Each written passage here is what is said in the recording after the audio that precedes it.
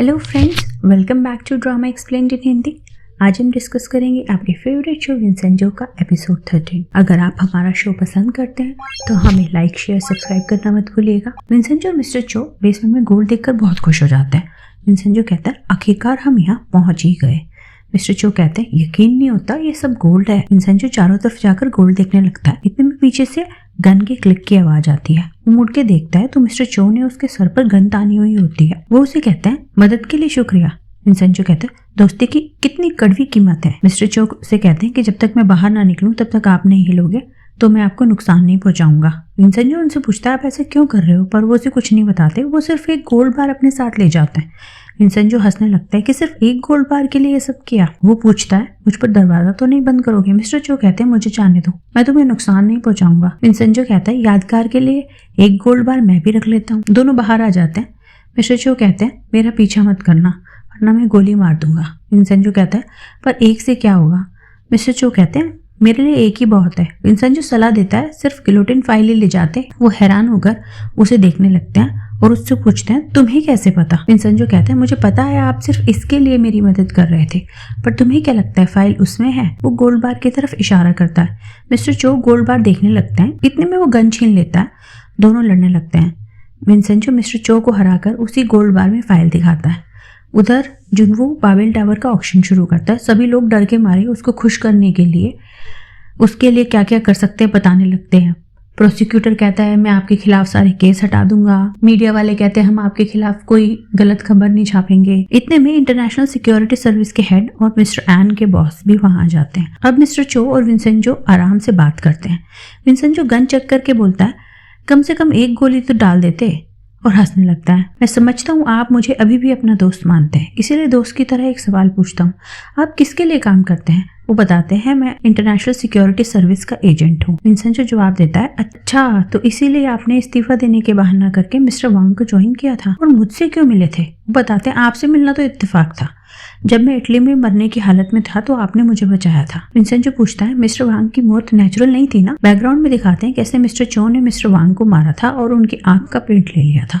Vincenzo ये सुनकर हंसने लगता है। विंसेंजो कहता है मैं आपके बारे में गलत सोच रहा था, आप तो बहुत डरावने हो, पर ये तो मुझे पहले से पता था कि आप झूठ बोल रहे हो। किसी म्यूजियम में उनकी आंख का प्रिंट था ही नहीं। जब प्रिंट आपके पास था तो आपने ये जगह किराए पर क्यों दिया। वो कहते हैं मुझे लगा इसे खाली रखना खतरनाक होगा, किसी को गोल्ड के बारे में पता हुआ तो इसलिए मैंने टेम्पल वालों को किराए पर दे दिया। उधर बस में टेनेंट्स आपस में बात कर रहे होते हैं कि विंसेंजो और मिस्टर चो को चुपके से आपस में मिलते देखा है। उन्हें शौक होता है कहीं वो लोग चुपके से गोल्ड तो नहीं निकाल लेंगे। वो लोग वापस जाने का फैसला करते हैं।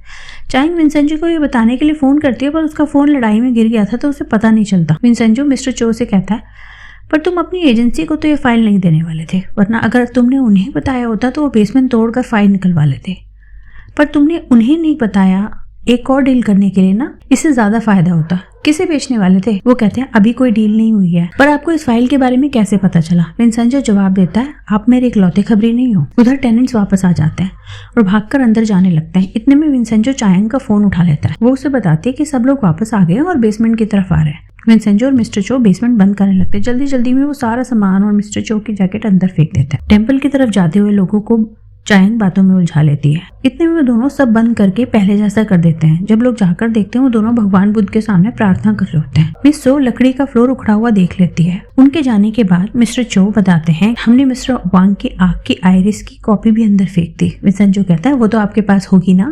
वो कहते हैं वो तो मेरी जैकेट में थी जो आपने अंदर फेंक दी। दोनों पहले चिल्लाते हैं, फिर हंसने लगते हैं और रोने लगते हैं। मॉन्क आकर पूछते हैं क्या हुआ तुम्हें। दोनों कहते हैं हम अपने आंसू से बुद्ध के चरणों को धो रहे हैं। उधर विंसेंजो टेनेंट्स को कहता है मैंने तो आपको हमेशा अपना परिवार समझा, आप मेरे बारे में ऐसा कैसे सोच सकते हैं। उनके सामने भी रोने लगता है। सब लोग शर्मिंदा हो जाते हैं। चायांग ऑफिस पहुंचकर विंसेंजो से पूछते तो बताओ वहां सचमुच गोल्ड था क्या। वो कहता है हाँ, और पूछते गोल्ड बार के साथ गिलोटिन फाइल भी देखी क्या। वो कहता है हाँ, बुद्ध की बहुत बड़ी सोने की मूर्ति भी थी। सब खुश हो जाते हैं। विंसेंजो कहता है पर अब बेसमेंट नहीं खोल सकते हैं। वो फिर रोने लगता है। जुनवो अपने लोगों से कहता है मुझे उनसे यही उम्मीद थी, साले सबके सब बिकाऊ हैं। युंगी कहती है अब कोई बीच में टांग नहीं अड़ाएगा। जुनवो हंसो से कहता है तुम्हें बुरा लग रहा होगा। वो कहता है नहीं भैया, आप ही गद्दी के असली हकदार हो, आप जैसा बोलोगे मैं वही करूंगा। मिस्टर हान अपना नंबर बढ़ाने के लिए म्यूंगी के मना करने के बावजूद जुनवो को गिलोटिन फाइल के बारे में बता देते हैं। ऑफिस में तीनों सदमे में पड़े होते हैं। चायांग कहती है मतलब अब हमें कुछ नहीं मिलेगा, ना सोना, ना बुद्ध की मूर्ति और ना ही गिलोटिन फाइल। फिर हंसने लगती है, फिर रोने लगती है। वो विंसेंजो से कहती है तुम तो माफिया के मेंबर हो, जल्दी बताओ क्या रास्ता है। वो जवाब देता है बिल्डिंग तोड़ने के अलावा अब कोई रास्ता नहीं बचा है, सारे रास्ते बंद हो गए। दोनों विंसेंजो के ऊपर पड़ के रोने लग जाते हैं। जुनू फाइल के बारे में पूछता है उस फाइल से हमें कितना नुकसान हो सकता है। मिस्टर हान कहते हैं मुझे सब कुछ तो नहीं पता, पर वो पूरा बाबेल तबाह कर सकता है। हमने सुना है उसमें आपके पापा की पर्सनल लाइफ के बारे में लिखा है। वो कहता है आज की नीलामी में जो लोग आए थे वो मदद नहीं कर सकते क्या? म्यूंगी कहती है उनमें से आधे से ज्यादा लोगों के नाम तो खुद उस फाइल में होंगे। जुनवो कहता है फिर उन सबको टावर में हिस्सा देने का क्या फायदा? म्यूंगी थोड़ा समय मांगती है और वो मिस्टर हान के आगे बढ़ के बात करने पे गुस्सा हो जाती है। वो बाहर आकर उन्हें मारकर कहती है मैंने मना किया था ना अभी बताने को। प्रोसिक्यूटर जंग विंसेंजो और चायांग को बताते हैं कि यूनियन लीडर के साथ मारपीट के बाद चेयरमैन जंग को बिना सबूत के समन भेजना नामुमकिन है। विंसेंजो कहता है हम कुछ सबूत ढूंढने की कोशिश करेंगे। तीनों छत पर बैठकर बाबेल के खिलाफ प्लानिंग कर रहे होते हैं। चायांग बताती है कि एक विजन टीम है जो सारे यूनियन नेताओं को देखती है और सीधे चेयरमैन को रिपोर्ट करती है। वो लोग बहुत वफादार है। मिस्टर नाम कहते हैं ऐसे लोगों को जेल जाने का डर नहीं होता। विंसेंजो कहता है तो कुछ ऐसा ढूंढना होगा जो जेल जाने से ज्यादा डरावना हो। पहले कंपनी के यूनियन लीडर्स के बारे में पता लगाते हैं। चायांग कहती है हाँ इन गधों के राजा के बारे में पता लगाना चाहिए। मिस्टर चो विंसेंजो के साथ अपनी बातों को याद कर रहे होते हैं कि उसने कहा था कि मैंने तुम्हें अपना दोस्त माना है इसलिए जाने दिया, आगे मुझ पर कभी गन पॉइंट मत करना। और उन्होंने जवाब दिया था कि क्योंकि आपने मेरी जान बचाई थी इसलिए मैंने भी आपको हमेशा अपने बिजनेस पार्टनर से ज्यादा समझा है। इतने में कोई उनसे आके मिलता है जिसका चेहरा नहीं दिखाते। हांसो मिस्टर हान को मिलने बुलाता है और चिल्लाता है मैंने वैसे ही किया जैसे आपने बोला था, पर देखो क्या नतीजा निकला, वो एक दिन मुझे मार देगा। मिस्टर हान उसे समझाते हैं पॉजिटिव सोचो, आप उनकी अकेली फैमिली हो, वो आपको नहीं मारेंगे।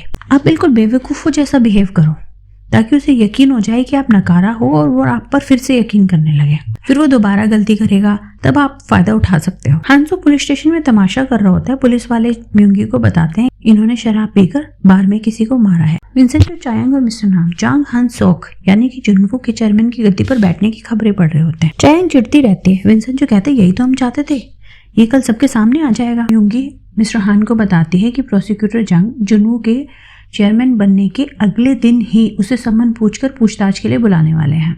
मिस्टर हान कहते हैं जब तक विजन टीम है उन्हें कोई सबूत नहीं मिलेगा। जुनवो हांसो पर फिर से यकीन करने लगता है और कहता है तुम पहले की तरह हो गए हो। उसे अपनी जैसी घड़ी गिफ्ट करता है और कहता हमें लोगों को ये यकीन दिलाना है कि ये देश बर्बाद हो जाएगा अगर बाबेल नहीं होगा तो।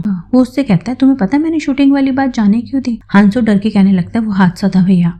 जुनवो उसे फिर डराता है क्योंकि तुम मर गए तो मैं इल्जाम किसके सिर पर डालूंगा, अगर कभी जेल जाने की नौबत आई तो तुम जाओगे। चलो चलते हैं। जुनवो चेयरमैन जांग हान सोक के रूप में बाबेल ग्रुप पहुंचता है। वहां मीडिया के सामने उसे चेयरमैन अनाउंस किया जाता है। बैकग्राउंड में दिखाते हैं कि विंसेंजो चायांग मिस्टर नाम के साथ बैठकर खाना खा रहे थे और प्लानिंग कर रहे थे।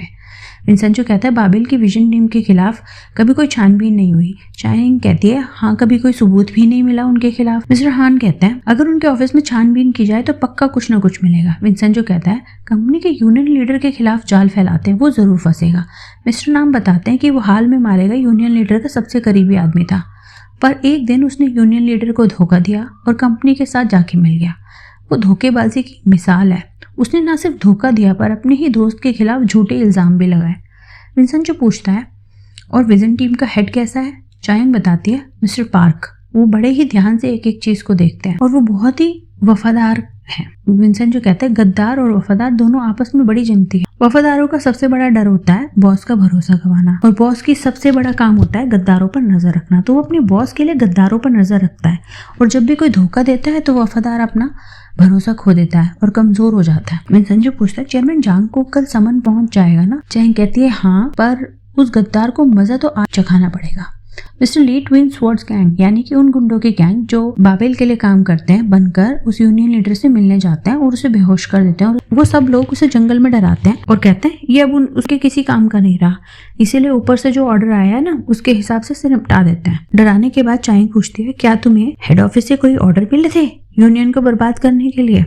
वो कहता है हाँ, वो रोज ईमेल करके मुझे इंस्ट्रक्शन देते थे। फिर चायांग उससे अकेले में आकर पूछती है मैंने बात कर ली है, तुम जान बचाने के लिए कुछ भी करोगे ना? वो उनकी बात मान जाता है। वो उनके कहने पर मिस्टर पार्क को फोन करता है कि सुबह तक 20 मिलियन वॉन मुझे दे देना, वरना विजन टीम ने मुझे जितने ऑर्डर दिए हैं ईमेल से वो सबको दिखा दूंगा। विंसेंजो और चायांग सबूत लेकर प्रोसिक्यूटर जंग के पास जाता है और कहते हैं मैंने कहा था ना मुझे छोड़ दोगे तो ज्यादा फायदे में रहोगे। वो यूनियन के खिलाफ विजन टीम के सारे ईमेल ऑर्डर सबूत के तौर पर उन्हें दे देता है। वो विजन टीम के खिलाफ सर्च वारंट निकालने की सलाह देता है। सबूत देखकर प्रोसिक्यूटर जंग भी खुश हो जाते हैं। सब लोग साथ बैठकर डिनर कर रहे होते हैं। चाइंग विंसेंजो को चिढ़ाती है कि वकील से ज्यादा मुझे गुंडागर्दी सूट करती है, मैं तुम्हारे साथ इटली चलती हूँ माफिया में शामिल होने। विंसेंजो कहता है रहने दो तुम। सब लोग कहने लगते हैं हम भी चलते हैं। विंसेंजो बताता है हमारे परिवार में एक परंपरा है जिसके हिसाब से अगर राइवल टीम का कोई भी नया बॉस बनता है तो पार्टी में जाकर सबके सामने हम उस पर सुअर का खून डाल देते हैं, उनको उनकी औकात दिखाने के लिए। चाइंग कहती है वाह क्या नजारा होगा, मैं तो जरूर देखना चाहूंगी। विंसेंजो खुश हो जाता है। विंसेंजो खिड़की में बैठा हुआ कबूतर इंजांगी को खाना खिला रहा होता है और कहता है मुझे चुपचाप सोने देना और एक दिन एहसान जरूर चुकाना, मैं तुम्हारा इतना ध्यान जो रखता हूँ। सुबह सुबह जुनवू प्रोसिक्यूटर जंग के ऑफिस जाता है। मीडिया वाले दिखाते हैं इतना हैंडसम बिजनेसमैन इतनी ईमानदारी के साथ अपने चेयरमैन बनने के पहले ही दिन सम्मान का जवाब देने प्रोसिक्यूटर के ऑफिस जा रहा है और उसकी खूबियां बताते रहते हैं। मिस्टर नाम चिढ़ते जाते हैं कि कितनी झूठी तारीफ कर रहे हैं। चाइंग कहती है कि मैं न्यूज में वेदर फोरकास्ट के अलावा किसी बात पर यकीन नहीं करती। जुनवू और म्यूंगी प्रोसिक्यूटर जंग के सामने पूछताछ के लिए बैठे होते हैं। बैकग्राउंड में दिखाते हैं कि सबूत देते वक्त विंसेंजो ने उनसे कहा था कि रेड से पहले बाबेल ग्रुप को पता चल जाना चाहिए कि रेड होने वाली है ताकि वो सामान शिफ्ट करें।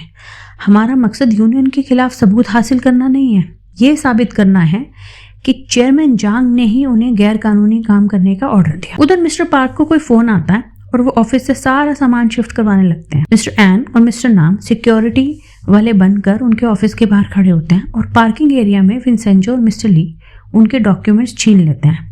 म्यूंगी रेड की खबर जुनवू को दिखाती है और प्रोसिक्यूटर जंग को ताना देती है आपकी रेड के दौरान आपको कुछ मिला तो नहीं होगा। जुनवू पूछता है आप तो बहुत ईमानदार आदमी हैं, तो आपने माफिया के साथ हाथ क्यों मिला लिया। वो कहते हैं आजकल ये ट्रेंड में है, आजकल भलाई का जमाना नहीं है। म्यूंगी और जुनवू दोनों हंसने लग जाते हैं। मिस्टर जंग कहते हैं जाने से पहले ठीक से खाना खा लीजिए, आज आपका दिन काफी बिजी रहने वाला है। उधर मिस्टर पार्क को यूनियन लीडर फोन करके धमकी देता है कि देखा फाइल तो मैंने गायब करा दी, मेरे पैसे दे दो वरना सारे पेपर्स प्रोसिक्यूटर के पास भेज दूंगा। उधर विंसेंजो जुनवू के चेयरमैन बनने की सेरेमनी वाले थिएटर में जाकर चायांग के लिए स्पेशल अरेंजमेंट करता है। वहाँ हांसो जुनवू को चेयरमैन जांग हांसोक और अपने बड़े भाई के रूप में मीडिया से मिलवाता है और अनाउंसमेंट करता है। विंसेंजो पॉपकॉर्न और कोल्ड ड्रिंक लेकर चायांग के पास थिएटर में ऊपर की गैलरी में आता है। दोनों बैठकर जांग हांसोक की स्पीच सुन रहे होते हैं। हांसो बोर हो रहा होता है। जुनवू मीडिया को बाबेल की वीडियो दिखा रहा होता है। इतने में वहाँ यूनियन लीडर और मिस्टर पार्क के पैसे के लेन देन की वीडियो चल जाती है। वो हांसो को इशारा करके वीडियो बंद करने को कहता है। उस वीडियो में लड़ते लड़ते मिस्टर पार्क कबूल कर लेते हैं कि मैं अपनी मर्जी से कुछ नहीं करता, जो चेयरमैन करने को कहते हैं मैं वही करता हूँ। उधर वीडियो ऑपरेटर के सर पर मिस्टर ली खड़े होते हैं और उन्हें वीडियो बंद करने नहीं देते। हांसो भी हंसने लगता है और बोलता है देखते हैं कि अब क्या करेगा। चायांग मजे लेते हुए विंसेंजो से कहती है मुझे कैरेमल पॉपकॉर्न चाहिए थे। विंसेंजो कहता है ओरिजिनल बेस्ट होता है।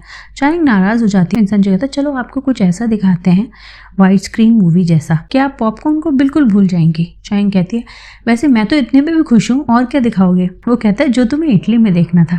जुनवू विंसेंजो और चायांग को ऊपर की गैलरी में बैठा देख लेता है। विंसेंजो काउंटडाउन शुरू करता है और उसके एक कहते ही जुनवू के ऊपर सुअर का खून आकर गिरता है। सब लोग चिल्लाने लगते हैं और चायांग खुश होकर ताले बजाने लगती है। कहती है 60s की माफिया मूवी जैसी लग रही है। वो उसे च्युइंगम देता है और कहता है एंजॉय करो, इसे कहते हैं असली शैतान। जुनवू गुस्से में उन दोनों की तरफ देखता है। वो चीयर करने लगते हैं और हांसो उन्हें एंजॉय करते देखकर हंसने लगता है। दोनों साथ में च्युइंगम फुलाकर ताली बजा के उसे छेड़ते रहते हैं। इसी के साथ एपिसोड खत्म हो जाता है। तो कैसा लगा आपको आज का एपिसोड? अगर आपको एपिसोड अच्छा लगा हो तो लाइक शेयर सब्सक्राइब करना मत भूलिएगा। आपके कमेंट्स का हमें इंतजार रहता है, वो हमें मोटिवेट करते हैं, ज़रूर कीजिएगा। Thank you for watching.